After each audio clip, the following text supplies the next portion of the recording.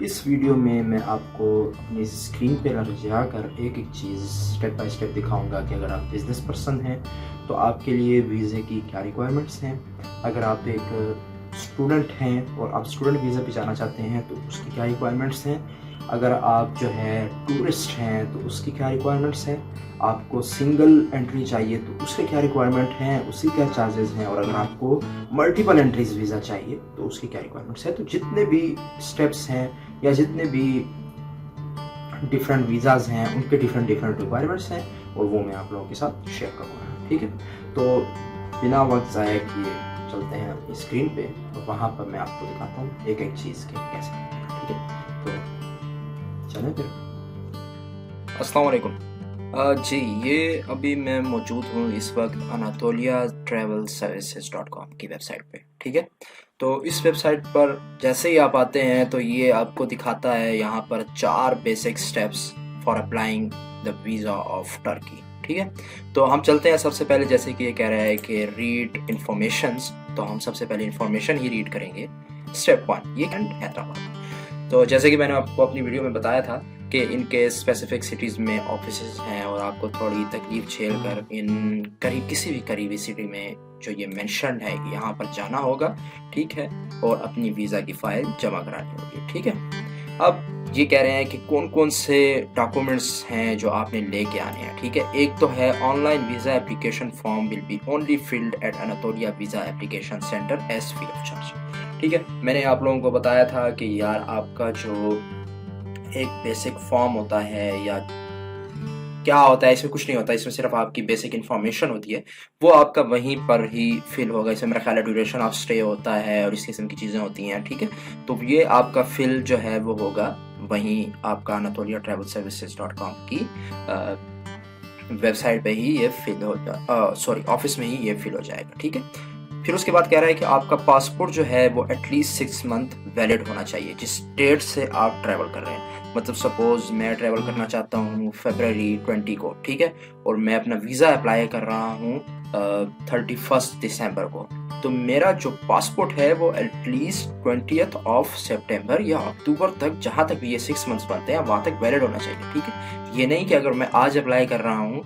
तो मेरा जो है जुलाई या जून अगर 6 मंथ लेते हैं तो जून 20 तक अगर वैलिड है तो ठीक है, 31 तक अगर वैलिड है तो ठीक है, कोई बात नहीं, आपका वीज़ा रिजेक्ट हो जाएगा, आपके पैसे फजूल में ही ज़ाया हो जाएंगे। तो इससे बेहतर यही है कि आप पासपोर्ट ऑफिस जाके अपना पासपोर्ट रिन्यू करवा लें। ठीक है, और अगर आपकी validity at the date of applying your visa 6 month है तो फिर ठीक है, कोई इशू नहीं है। ठीक है, उससे बाद ये कहता है कि 2 photographs with white background 5x5। ठीक है, सिंपल आप किसी भी फोटोग्राफ की शॉप पर जाएंगे और आप उन्हें कहेंगे कि भाईजान सफ़ेद बैकग्राउंड के साथ 5x5 की 2 तस्वीरें बना दें। ठीक है, उसके बाद ये कहता है other supporting documents mention on our website as per your desired visa. ठीक है, अब ये तो बड़ा बेसिक चीज़ें हैं जो आपको मैंने कहा था, जैसे कि पासपोर्ट है तो बेसिक है, ये तो सबके पास ही होना चाहिए। तो ये जो चीज़ें हैं ये तो सब नहीं देनी है। ठीक है, अब आप टूरिस्ट वीज़े पे जा रहे हैं तो मज़ीद जो रिक्वायरमेंट्स हैं वो उसकी डिफरेंट हैं। अगर आप जो हैं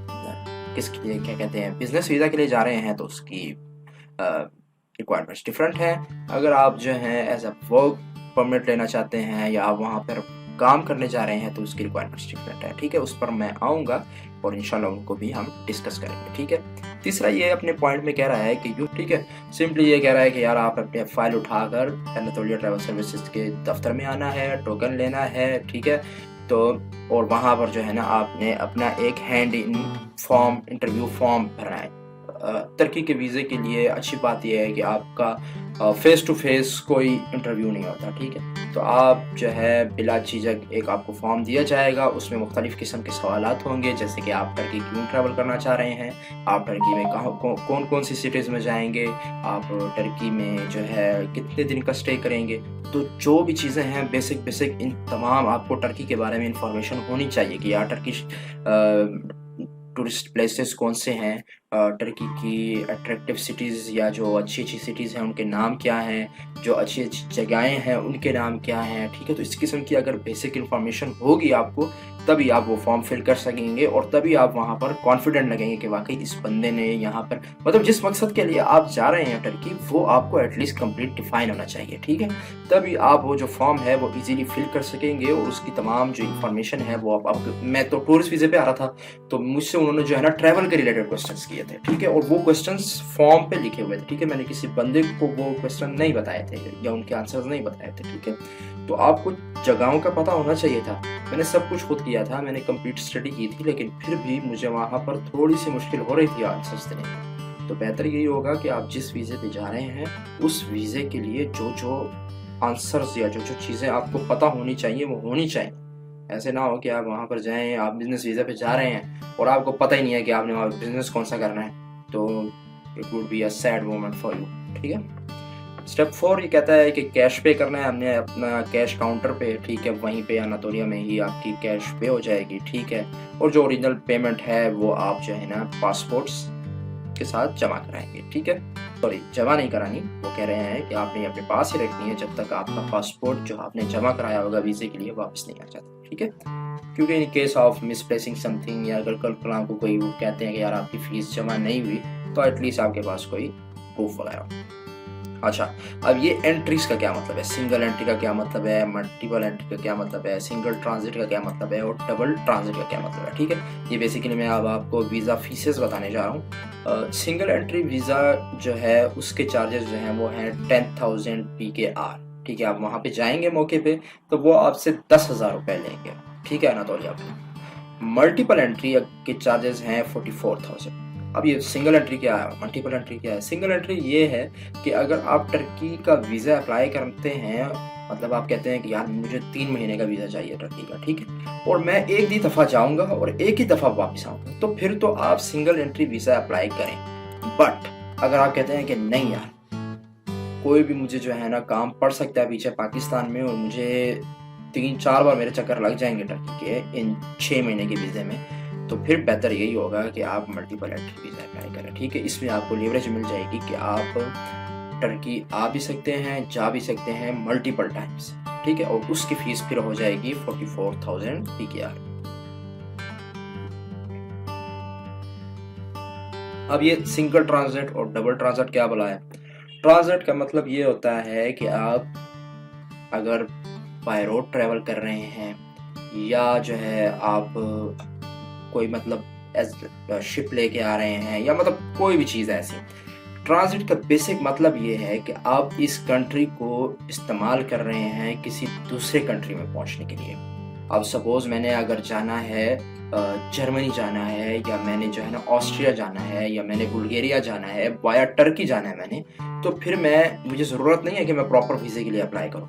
मैं फिर सिंगल अपना ट्रांजिट के लिए अप्लाई करूंगा। मैं एक बारी टर्की से जाऊंगा और एक बारी टर्की से वापस आऊंगा, ठीक है, और अपनी जो मेरी फाइनल कंट्री है वहां तक पहुंचूंगा, ठीक है। तो उसके जो पैसे हैं वो है 10,000 PKR। लेकिन इसमें आपने एक चीज़ याद रखनी है कि ये ट्रांजिट वीज़ा आपको तब चाहिए होता है, मेरा ख्याल है, कि जब आप बाय रोड ट्रेवल करते हैं, ठीक है। ऐसे नहीं है कि अगर आप जर्मनी जा रहे हैं और आपकी फ़्लाइट पहले टर्की आएगी तो आपको टर्की का ट्रांजिट वीज़ा चाहिए, ठीक है। और ये मैं आपको ये भी मेंशन कर दूं कि मैंने ये एक्सपीरियंस नहीं किया, तो आप मेरी जो इन्फॉर्मेशन है इसको फुल एंड फ्लैज ना समझें, ठीक है। किसी और से भी कंसल्ट करने इस बारे में, लेकिन ट्रांजिट का जो बेसिक मतलब है वो मैंने आपको समझा दिया, ठीक है। और डबल ट्रांजिट वैसे ही कि अगर आप 2 बार आना चाहते हैं या 2 बार जाना चाहते हैं तो उसके पैसे फिर 20,000 PKR हो जाएंगे, ठीक है। ठीक है, वो कह रहा है कि आप जो है मल्टीपल एंट्री वीज़ा के लिए जो इंश्योरेंस की जो है वो एटलीस्ट इतनी कवर होनी चाहिए, और जो आपके पास मतलब रिमेनिंग जो है, अगर आपका जो अनातोलिया में आपने फ़ाइल जमा कराई है, जिस वीज़ा मल्टीपल वीज़े के लिए आपने अप्लाई किया है और आपको एम्बेसी ये समझती है कि नहीं आपको मल्टीपल एंट्री वीज़ा नहीं देना चाहिए, तो फिर जो है जो आपने एक्स्ट्रा फ़ी पे की होगी वो आपको वापस कर दी जाएगी। लेकिन अनातोलिया जो मल्टीपल के लिए अपने सर्विस चार्जेस देती है वो आपको वापस नहीं किए जाएंगे, ठीक है। अब ये नॉर्मल एप्लीकेशन के चार्जेस होते हैं 6,400 PKR, ठीक है, ये वीज़ा के चार्जेस से हट के हैं, ठीक है। और फिर VIP एप्लीकेशन अगर आपने देनी है, ठीक है, तो उसके हैं 12,000 PKR। इसमें होगा कुछ नहीं, VIP में सिर्फ ये होगा कि आपको सेपरेट लाउंज पे बिठाया जाएगा, आपको बड़े खूबसूरत तरीके से ट्रीट किया जाएगा, आपका तमाम का तमाम काम जो है अनातोलिया का रिप्रेजेंटेटिव करके देगा। इस किस्म की आपको अच्छी अच्छी चीज़ें मिलेंगी, ठीक है। उम्रा ट्रांजिट का ये है कि अगर आप उम्रे के लिए जाना चाहते हैं, ठीक है, तो आपने सिंपली क्या करना है कि आप अगर कहते हैं कि यार मैंने उम्रा करने जाना है लेकिन उससे पहले थोड़ा मैंने गुनाह भी कमाना है ना, ताकि वहाँ पे ख़त्म भी कर सकूँ ना, तो उसके लिए अगर आप कहते हैं कि यार पहले मैं टर्की चला जाऊँ, वहाँ पर एक हफ़्ता घूम फिर लूँ और फिर मैं उम्रा के लिए चला जाऊँ, तो आप उम्रा ट्रांजिट वीज़ा भी अप्लाई कर सकते हैं, ठीक है। और उसके चार्जेस जो हैं 6400 के आ रहे हैं, सही है। अब यहाँ पर जो मैं अब कह रहा था ना सिंगल ट्रांजिट या डबल ट्रांजिट, वो चीज़ अब सपोज मैं चाहता हूँ कि यार मुझे सादत नसीब हो, मैंने मक्का मदीना देखना है और मैं उम्रा करना चाहता हूँ, तो उसके लिए फिर आपने क्या करना है, नहीं और साथ ही आप ये भी चाहते हैं कि यार मैंने टर्की भी जाना है, पहले मैं ऐसे करता हूँ टर्की चला जाता हूँ, थोड़ा वहाँ पे गुनाह कमाता हूँ, ठीक है, तो जब ज़्यादा गुनाह हो जाएंगे फिर अच्छी जगह पे जाऊँगा, ठीक है, उम्रा करने, वहाँ पे फिर मेरा साफ़ सुथरा होकर वापस आ जाऊँगा, ठीक है। तो जस्ट किडिंग, लेकिन ये है कि अगर आप चाहते हैं कि मैं पहले टर्की चला जाऊँ और वहाँ से फिर मैं अपना उम्रा करके वापस घर आ जाऊँ, तो उसके लिए फिर आपने सिंगल ट्रांजिट वीज़ा अप्लाई करना है, ठीक है, ताकि 10 दिनों का या 7 दिनों का ये आपको ट्रांजिट वीज़ा मिल जाएगा। और इसका मतलब ये होगा कि आप पहले आएंगे, यहाँ पे 7 दिन रुकेंगे और फिर 7 दिन के बाद आप अपना उम्रा करने चले जाएंगे और फिर वापस आ जाएंगे, ठीक है। तो इस किस्म की वीज़े के लिए आपको अप्लाई फिर इस तरीके से करना है। फिर ये वैल्यू एडेड सर्विसेज हैं, कुछ मतलब ये नहीं कि अपनी सर्विसेज हैं, अगर आप फोटोकॉपी वगैरह कराते हैं या फोटोग्राफ लेते हैं या ट्रैवल इंश्योरेंस लेते हैं, ठीक है, तो वो ये तमाम की तमाम सर्विसेज जो हैं अनातोलिया वाले प्रोवाइड करते हैं और उनकी ये स्पेसिफिक चार्जेस देते हैं। ये फिर आप खुद देख लेना, मुझे बताने की जरूरत नहीं है, ठीक है। ब्लू पासपोर्ट वालों को जो है वीज़े की ज़रूरत नहीं है टर्की की, ठीक है, टर्की उनको वीज़ा फ्री ट्रैवल की फैसिलिटी देता है, लेकिन ब्लू पासपोर्ट डिप्लोमेट्स को, MNAs को, MPAs को, प्राइम मिनिस्टर्स को, इस किस्म के लोगों को मिलता है, हमारे और तुम्हारे जैसे लोगों को नहीं मिलता है, ठीक है। ई वीज़ा उन लोगों के लिए वो लोग अप्लाई कर सकते हैं कि जिनके पास जो है मेरा ख्याल है शेंजन वीज़ा हो या जिसके पास USA का वीज़ा हो। उस पर मैं आता हूँ, फिर मैं वो आपको समझाता हूँ, ठीक है, जब वो आएगा ना, ठीक है। फिर ये इन्होंने बताया हुआ है कि अगर आप ग्रुप्स में अप्लाई कर रहे हैं तो उसका क्या तरीका है, प्रोसेसिंग टाइम कितना है, नॉर्मली जैसे कि मैंने आपको बताया था 10 वर्किंग डेज हैं, ठीक है।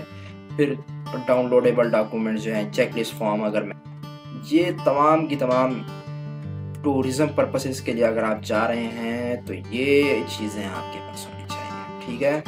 मैं आता हूँ कि ये चीज़ें क्या हैं, लेकिन ये तमाम चीज़ें होनी चाहिए। बिजनेस पर्पसेस के लिए फिर ये भी होना चाहिए, कॉन्फ्रेंस पर्पसेस के लिए ये भी होना चाहिए, वर्क पर्पसेस के लिए ये चीज़ें भी होनी चाहिए, और फ्री उम्रा ट्रांजिट के लिए ये भी होना चाहिए, ठीक है।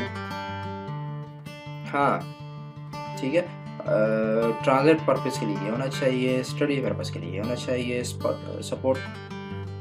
सपोर्टिव ये पता नहीं क्या चीज़ है, उस पर्पस के लिए होनी चाहिए, मेडिकल एंड कंडीशनल डॉक्यूमेंट्स, ठीक है।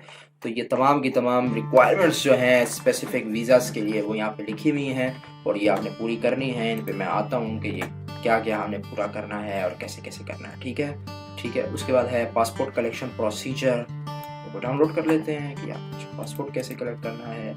ट्रैवल टर्की गाइड, इसके लिए फिलहाल ज़रूरत नहीं है, वीज़ा एप्लीकेशन को भी बाद में डिस्कस करेंगे, ठीक है। उसके बाद कहता है कि we are authorised republic by the republic of Turkey Islamabad, ठीक है। तो ये आपको याद होनी चाहिए कि सिर्फ और सिर्फ अनातोलिया ट्रैवल सर्विसेज ही आपका टर्की का वीज़ा अप्लाई कर सकता है। अब जैरिस भी आपका टर्की का वीज़ा अप्लाई नहीं करेगा, ठीक है, तो वहाँ जाने की ज़रूरत नहीं है, डायरेक्ट अनातोलिया में जाएंगे अपना वीज़ा अप्लाई करेंगे। अच्छा, तो ये भी एक इम्पॉर्टेंट चीज़ है, ठीक है। इसमें ये कह रहा है कि जो एप्लीकेंट्स जो हैं इस्लामाबाद के रेजिडेंट हैं, मतलब इस्लामाबाद, रावलपिंडी और आज़ाद जम्मू कश्मीर के, वो अप्लाई करेंगे इस्लामाबाद ऑफिस से, ठीक है।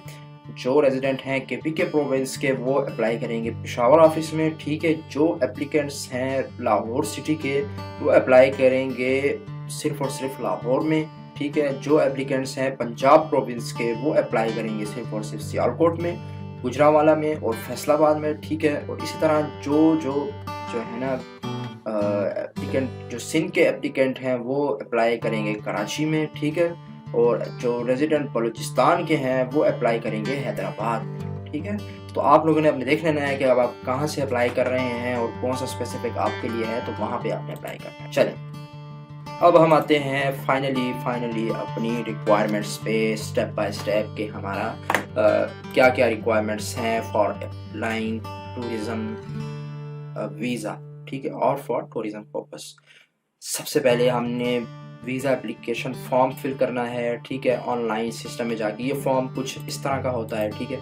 इसमें देख लें कि आपने ये नेशनलिटी पूछ रहा है, टाइप ऑफ ट्रैवल डॉक्यूमेंट कि आपके पास कौन सा डॉक्यूमेंट है, तो भाई ये रहा। अच्छा, तो मेरा आप लोगों को मशवरा ये होगा कि ये जो फॉर्म है ये आप खुद मत फिल करें। ये जब आप अनातोलिया के ऑफिस जाएंगे तो वही फ्री ऑफ चार्ज आपको फिल कर देंगे, तो इससे अच्छी बात नहीं है, क्योंकि आप यहाँ पर कोई गलती कर सकते हैं। तो बेहतर यही होगा कि आप वहाँ पे जाके फिल करें। अगर आप खुद भी करना चाहते हैं तो बड़ा बेसिक सा फॉर्म है, आप खुद भी कर सकते हैं, ठीक है। तो ये मैंने आपको फॉर्म दिखा दिया कि कैसे फिल होगा, और इसका लिंक भी मैं जो है डाल दूँगा अपनी डिस्क्रिप्शन में, ठीक है।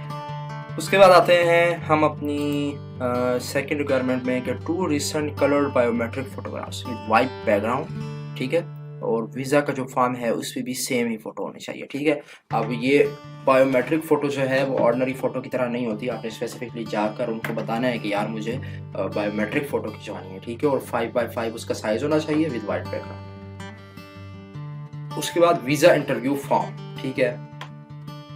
ये भी वो खुद ये आपको फिल करना पड़ेगा, लेकिन ये आपको मिलेगा जो है अनातोलिया के ऑफिस से मिलेगा, जिसमें मैंने आपको बताया है कि इसमें ये आपसे मुख्तलिफ सवालात करते हैं कि आप टर्की क्यों आ रहे हैं, आप कहाँ कहाँ घूमेंगे, आप कौन सी स्पेसिफिक सिटीज़ में जाएंगे, एटसेट्रा एटसेट्रा। तो वो थोड़ा आपका नॉलेज चेक करते हैं कि वाकई आपको टर्की के बारे में कुछ इल्म भी है या आप वैसे ही मुँह उठाकर टर्की आना चाहते हैं। इसके बाद रिक्वेस्ट लेटर में आपने क्या करना है, रिक्वेस्ट लेटर में आपने सिंपली एक लेटर लिखना है, ठीक है। और उस लेटर का मैं आपको ऐसे करता हूँ कि दिखा देता हूँ, ठीक है।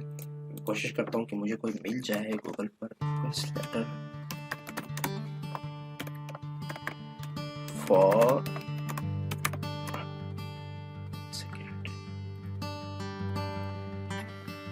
टर्की। जी, तो ये है एक बेसिक रिक्वेस्ट लेटर कि जिसमें आपने रिक्वेस्ट लिखनी होती है टर्किश एम्बेसी को, जहाँ पर जिस ऑफिस में आप या जिस कॉन्सुलेट में आप अप्लाई कर रहे हैं। वैसे टर्की की सिर्फ 2 ही कॉन्सुलेट हैं, एक इस्लामाबाद में है और एक कराची में है, ठीक है। लेकिन इस रिक्वेस्ट लेटर में आपने करना क्या होता है कि आपने इनको बताना होता है कि यार मैं इस वीज़े के लिए अप्लाई कर रहा हूँ, ठीक है, इतने ड्यूरेशन के लिए आ रहा हूँ, ठीक है। और मेरा जो मकसद है, जो पर्पस ऑफ ट्रैवल है वो ये है, ठीक है। और मैं इन स्पेसिफिक सिटीज़ में ट्रैवल करूँगा, ठीक है। मैं यहाँ पर इतना टाइम गुजारूँगा, यहाँ पर इतना टाइम गुजारूँगा, यहाँ पर इतना टाइम गुजारूँगा। मैंने अपने तमाम के तमाम जो है कंसर्न डॉक्यूमेंट्स जो हैं वो ये अटैच कर दिए हैं, ठीक है। जितने भी खर्चा होगा वो मैं खुद उठाऊँगा या मेरे फादर मुझे स्पॉन्सर कर रहे हैं, जो भी है, जिस तरीके से भी है वो आपने मतलब एक एक चीज़ की डिटेल जो है आपने यहाँ पर लिख देनी है, ठीक है। तो इसी फॉर्मेट में ही होगा ये जो ये फॉर्मेट यहाँ पर आप देख सकते हैं। डेट आपने लिखनी नहीं है, ऊपर से दूसरा ऊपर लिख देना है to the visa officer consulate general of the republic of Turkey. Islamabad आ जाएगा आपके यहाँ पर, ठीक है। पाकिस्तान आ जाएगा। Subject applying for Turkey tourist visa, ठीक है। यहाँ पर आप आगे अपना नाम और पासपोर्ट नंबर लिख लीजिएगा, ठीक है। डियर सर मैम, ये आप खुद पढ़ लेना, बेसिक मैंने बता दिया है कि क्या चीज़ आपने इसमें लिखनी होती है, ठीक है। तो आपका अब जो है आपका वीज़ा एप्लीकेशन फॉर्म भी फिल हो गया, ठीक है। ये भी आपने अनातोलिया के ऑफिस में जाके फिल करना है।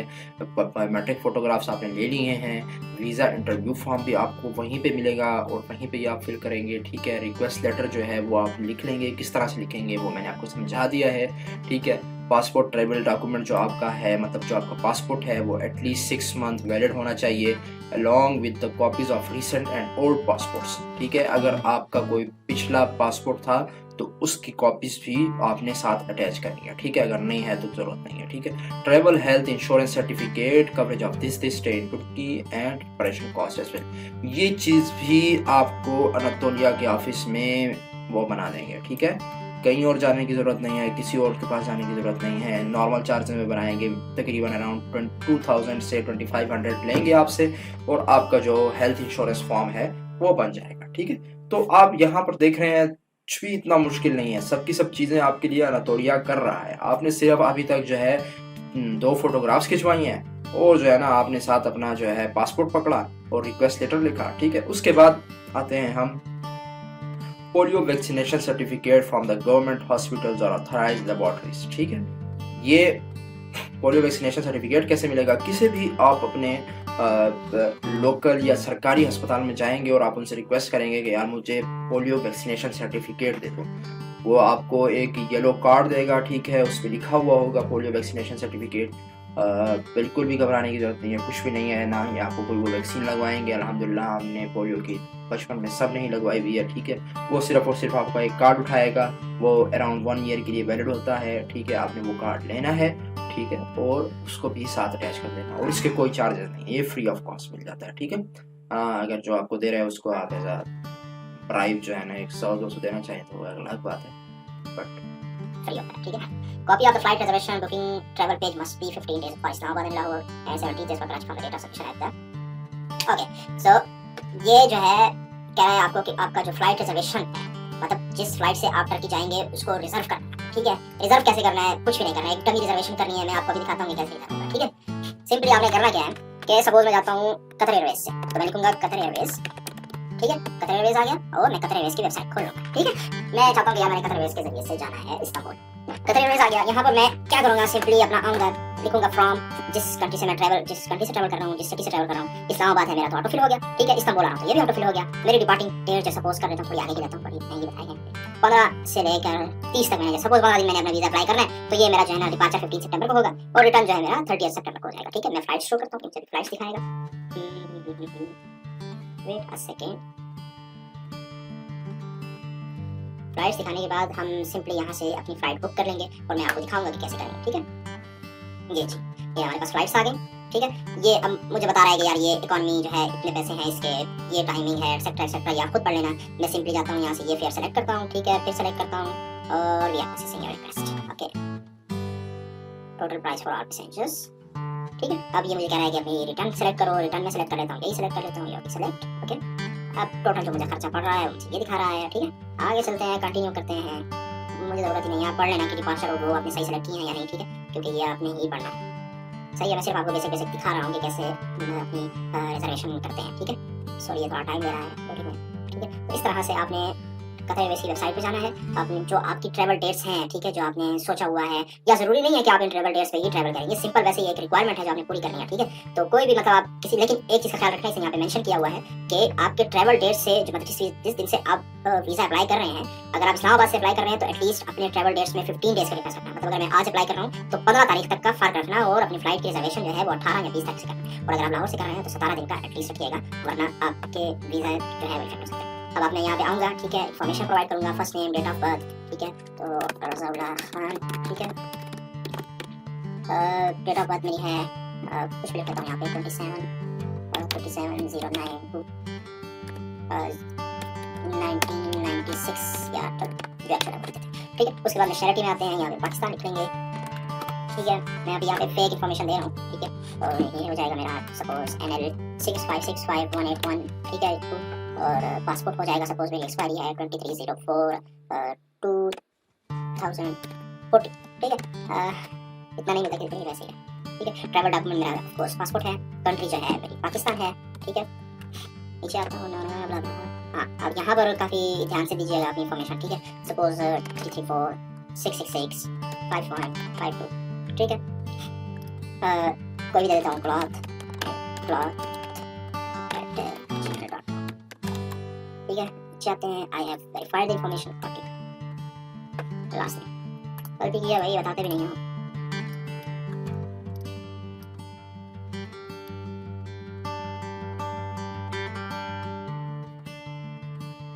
एक तो ये टर्की में इंटरनेट पर काम नहीं करता सही से,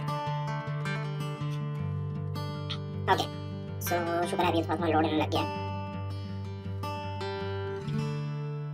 अभी मुझे कह रहा है कि एडिशनल बैगेज वगैरह सीट शीट नहीं भाई ये नहीं करनी है हमें, डायरेक्ट आगे चलें, कंटिन्यू।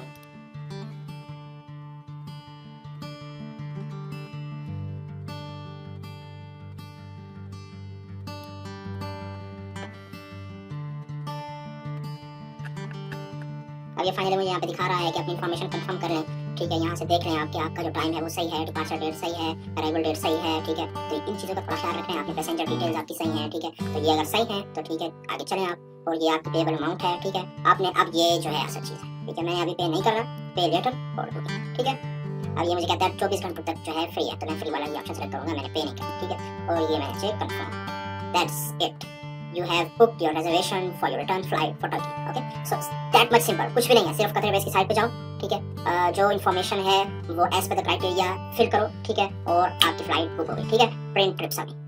ठीक है, मुझे ईमेल पे भी आ जाएगा। ठीक है, आपको ईमेल आ जाएगी, पूरे 3-4 पेजेस होंगे, वो आपने प्रिंट निकलवा कर साथ अपने डॉक्यूमेंट्स के रख रहे हैं। ठीक है, यहाँ पर एक आपकी बड़ी जो है ना रिक्वायरमेंट पूरी होगी। सही है,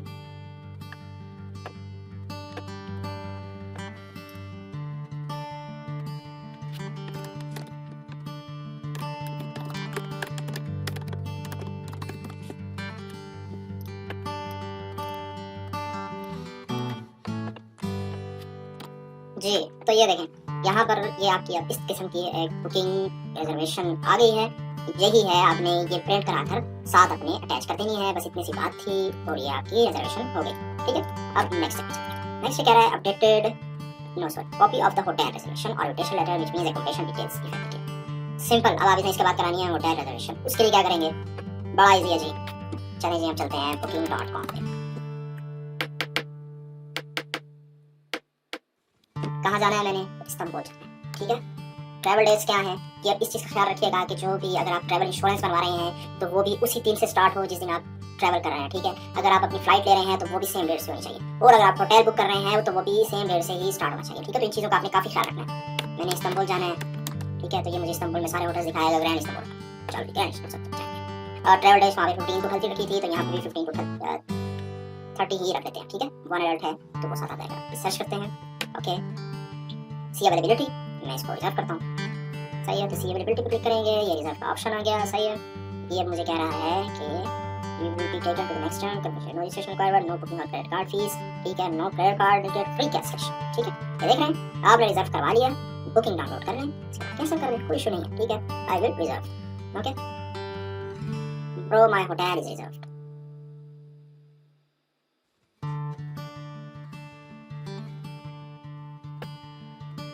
Okay, my hotel is not yet reserved. I have to provide any information. Okay, email address, confirm email address. Okay. Oh, sorry, I made a mistake. Okay, it's correct.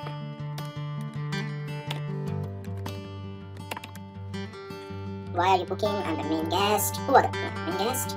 Full guest name, what card? No. Final details. Okay, country region, telephone number, Pakistani देना है। ठीक है, कुछ भी दे दो, 334-655-456. Yes, I would like free paperless confirmation.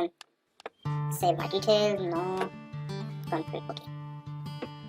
You are booking to the property confirmation. वो भी आपको यहाँ पे मिल जाएगी और ये आपका रिजर्व हो जाएगा। ठीक है, तो इसकी तरह से ये जी आपकी कंफर्मेशन आ गई, प्रिंट कंफर्मेशन। ठीक है, English version print my hotel reservation.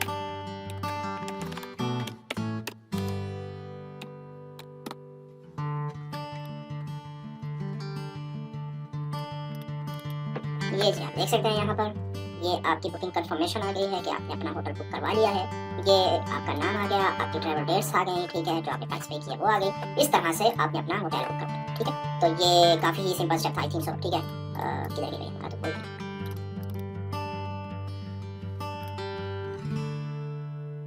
ठीक है, copy of the hotel reservation भी हो गई, कॉपी ऑफ फ्लाइट रिजर्वेशन भी हो गई, पोलियो वैक्सीनेशन सर्टिफिकेट भी बता दिया, ट्रैवल हेल्थ इंश्योरेंस भी बता दिया कि कैसे बनेगा।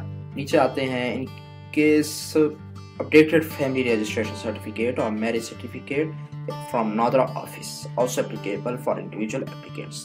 ठीक है, अगर आप फैमिली के साथ जा रहे हैं, अगर आप अपनी वाइफ के साथ ट्रैवल कर रहे हैं, या अगर आप सिंगल हैं तो भी आपको FRC या मैरिज सर्टिफिकेट, अगर आप मैरिज हैं मैरिड हैं तो आपको सबमिट करवाना होगा अपनी फाइल के साथ, ठीक है। FRC कैसे बनता है? FRC का बड़ा ही सिंपल प्रोसेस है। आपने कुछ नहीं करना, सिर्फ 10 मिनट के लिए अपने करीबी नादरा ऑफिस में जाना है और वहाँ पर अपने रिप्रेजेंटेटिव को कहना है कि यार मुझे FRC बनवाना है, ठीक है। तो वो आपको 10 मिनट के अंदर FRC बनाकर सर्टिफिकेट दे देगा, वो अपने साथ अटैच कर देते हैं, सिंपल, ठीक है। और अगर आपने मैरिज सर्टिफिकेट लेना है तो वो भी आपको वही नादरा से ही मिलेगा, ठीक है।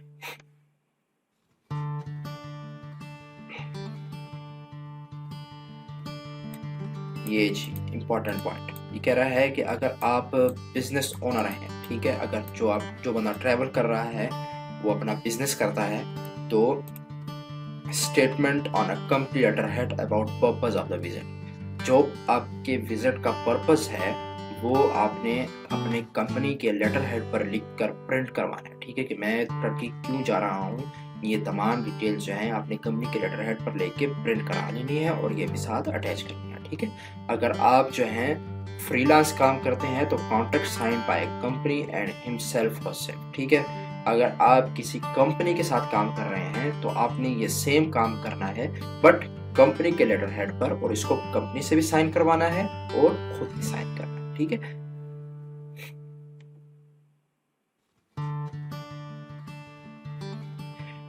अब अगर आप जो हैं किसी कंपनी के साथ काम कर रहे हैं और एज एन एम्प्लॉय काम कर रहे हैं, तब जो है आपको अपने ऑफिस के जो है लेटर हेड पर, कंपनी के लेटर हेड पर जो है ये लिखवाना होगा कि भाई मेरी जो है सैलरी कितनी है, मैं किस लिए जा रहा हूँ, टाइटल क्या है, ठीक है, मेरा ड्यूरेशन ऑफ स्टे कितना होगा, ठीक है, और मेरा ड्यूरेशन ऑफ एम्प्लॉयमेंट कितनी है, ठीक है, मेरा पर्पस ऑफ विजिट क्या है। तो ये अगर आप सेल्फ एम्प्लॉय हैं किसी कंपनी में तो वहाँ से आपने ये तमाम चीज़ें लिखवा कर, ठीक है, लेटर हेड पर, कंपनी के लेटर हेड पर ये 3 महीने की सैलरी स्लिप्स के साथ आपने अपनी फाइल के साथ अटैच कर लेनी है, ठीक है। उसके बाद आते हैं in case applicant has a sponsor affidavit letter from sponsor on a stamp. आपको एक बार फिर बता दूं, अगर आप किसी स्पॉन्सर के जरिए से अप्लाई कर रहे हैं, आप खुद अपनी इंफॉर्मेशन नहीं देते और आप कहते हैं कि यार ये बंदा मुझे स्पॉन्सर कर रहा है, तो फिर आपने अपनी वीज़ा फाइल के साथ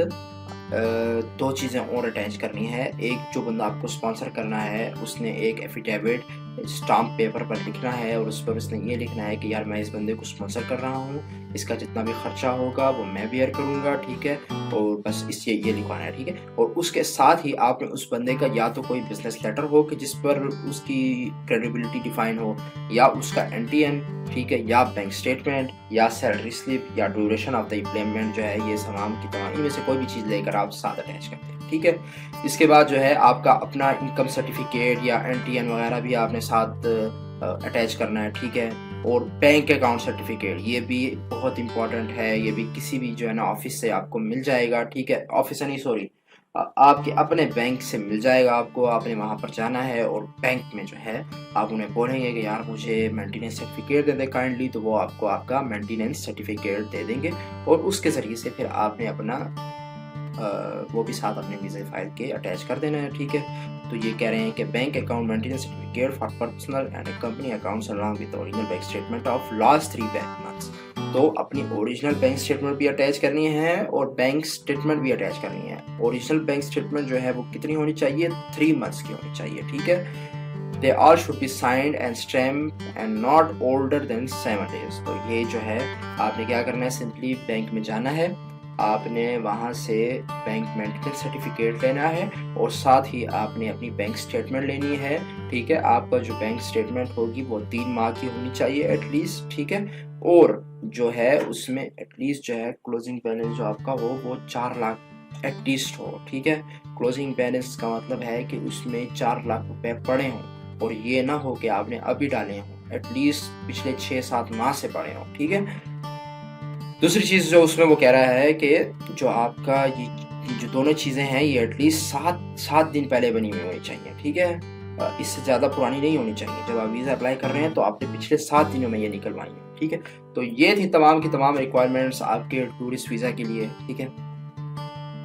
तो होपफुली आपको समझ आई होंगी, अगर आपको नहीं आई तो आप मुझे दोबारा बताएं, इंशाल्लाह मैं दोबारा आपकी हेल्प करूँगा। जी, तो ये था मैंने आप लोगों को अपनी लैपटॉप की स्क्रीन पे एक एक चीज़ काफ़ी एक्सप्लेन करके समझा दी कि यार ये क्या चीज़ है, ये कैसे मिलेगी, इसके लिए क्या करना है, कैसे वीज़ा अप्लाई करना है, ठीक है। तो होपफुली मुझसे जितना हो सका मैंने आप लोगों को डिलीवर किया। फिर भी अगर मैं किसी चीज़ को मिस कर रहा हूँ तो आप लोग मुझे क्वेश्चन कर सकते हैं, मेरे फेसबुक पे मुझे पूछ सकते हैं, मुझे इंस्टाग्राम पे भी क्वेश्चन कर सकते हैं, और इवन ज़्यादा बेहतर ये होगा कि आप यूट्यूब पे कमेंट करें ताकि वो ओपनली सब का, अगर आपका कोई सवाल है तो वो सब तक पहुंच जाए और वो पब्लिकली ही आंसर हो जाएगा इंशाल्लाह, ठीक है, शॉर्ट पीरियड ऑफ टाइम में। तो थैंक यू सो मच, मिलते हैं एक नए टॉपिक के साथ।